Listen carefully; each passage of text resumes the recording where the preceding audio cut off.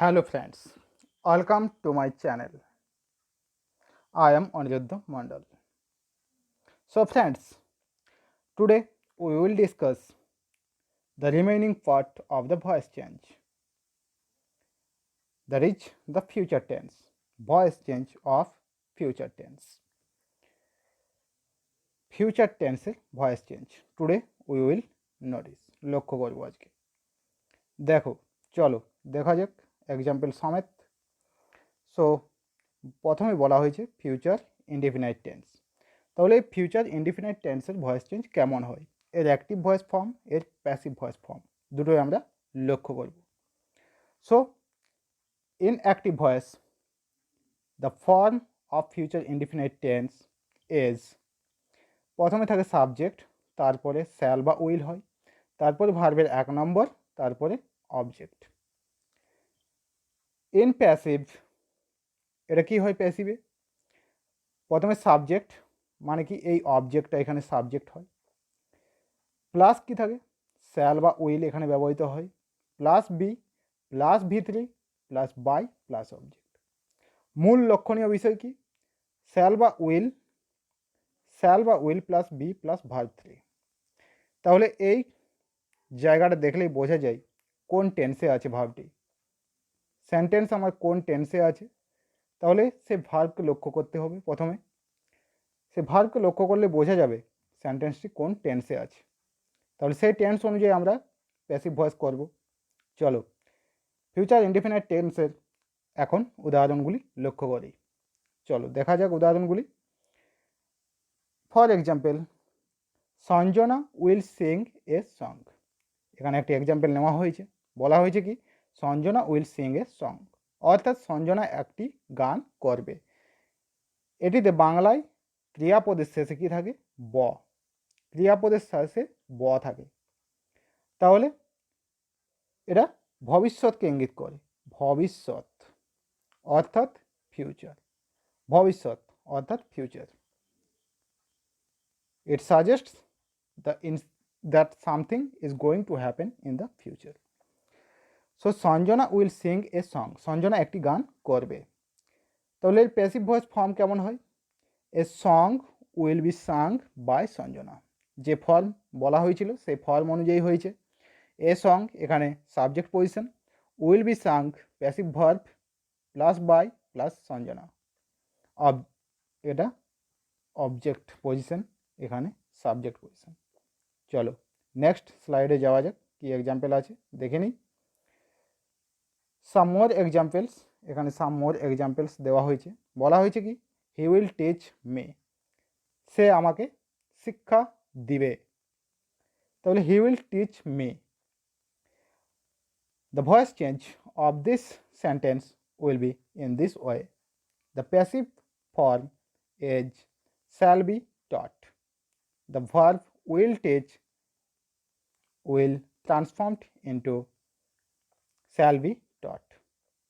So I এখানে subject হয়েছে, verb shall be taught হয়েছে বাই প্লাস হেম, এখানে যেহেতু হি আছে সেই জন্য এখানে হিম হয়েছে অবজেক্ট।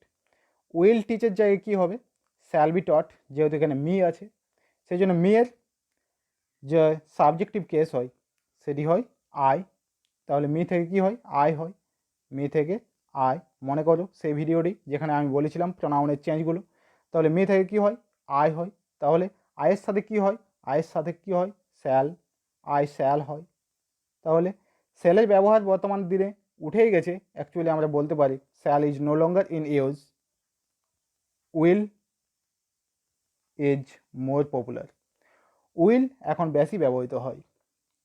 সো দেখো পরের এক্সাম্পলটি কী আছে, nobody will catch you, nobody will catch you. So the voice change passive form কী হবে দেখো, you will not be caught, you will not be caught, nobody will catch you, nobody তার মানে কি কেউ তোমাকে ধরতে পারবে না, কোনো ব্যক্তি, কেউ না। তাহলে you will not be caught, simply এটা লিখে দিলেই ভয়েস চেঞ্জ হয়ে যায়, you will not be caught. এখানে নট নোবডির জন্য, যেহেতু এটা সেন্টেন্স নেগেটিভ সেন্টেন্সে ইউজ হয়েছে, সেই জন্য এখানে নট যোগ করে দিলেই ভয়েস চেঞ্জ হয়ে যায়। চলো পরে এক্সাম্পলটি লক্ষ্য করি। পরে কী আছে দেখি। ফিউচার পারফেক্ট টেন্স বলা হয়েছে, ফিউচার যে পারফেক্ট টেন্স তার ভয়েস চেঞ্জ। ফিউচার পারফেক্ট টেন্সের ভয়েস চেঞ্জ কেমন হয় দেখো। এর অ্যাক্টিভ ফর্ম, এর প্যাসিভ ফর্ম। অ্যাক্টিভ ফর্মে কি বলা আছে, এর প্রথমে হয় সাবজেক্ট, তারপর হয় শ্যাল বা উইল, তারপর হয় হ্যাভ, তারপর ভার্বের 3 নম্বর, তারপর অবজেক্ট। এর প্যাসিভ ফর্ম কি হয়, প্রথমে হয় সাবজেক্ট প্লাস শ্যাল বা will plus have plus been plus ভি3 প্লাস বাই প্লাস অবজেক্ট। প্রসঙ্গত এখানে উল্লেখ করা দরকার, আয়ের সাথে কেবলমাত্র শ্যাল ব্যবহৃত হয়, বাকি সব ক্ষেত্রেই জেনারেলি উইল ব্যবহৃত হয়। সো এক্সাম্পলটি লক্ষ্য করো। ফিউচার পারফেক্ট টেন্সের এক্সাম্পল বলা হয়েছে, দেখো he will have read the book. তাহলে এর ভয়েস চেঞ্জ কী হবে, the book will have been read by him. যেহেতু দ্য বুক এখানে অবজেক্ট, সেই জন্য এখানে সাবজেক্ট হয়েছে। কারণ কি আমি বলেছিলাম, ভার্বকে হোয়াট দিয়ে প্রশ্ন করা হলে ভার্বের অবজেক্ট পাওয়া যায়। কি পড়বে, তাহলে উইল হ্যাভ রিড পড়ে থাকবে, এটা মানে হয় পড়ে থাকবে, পড়ে থাকবে, পড়ে থাকবে এর মানে হয় will read in the future. তাহলে ভয়েস চেঞ্জ লক্ষ্য করো, the book will have been read by him. চলো নেক্সট দেখা যাক। Next example, they will have painted the whole house by 2 o'clock. The voice change of this sentence will be in this way. The whole house is the object here, and by 2 o'clock it is time, mentioning the time, and that's why it will not be changed into passive voice. So the whole house will have been painted by them by 2 o'clock. এই by 2 o'clock এটা same থাকবে, এই ফ্রেজটি যেটা দিয়েছি এটি same থাকবে। So চলো next example দেখা যাক। The police will have caught the থেপ।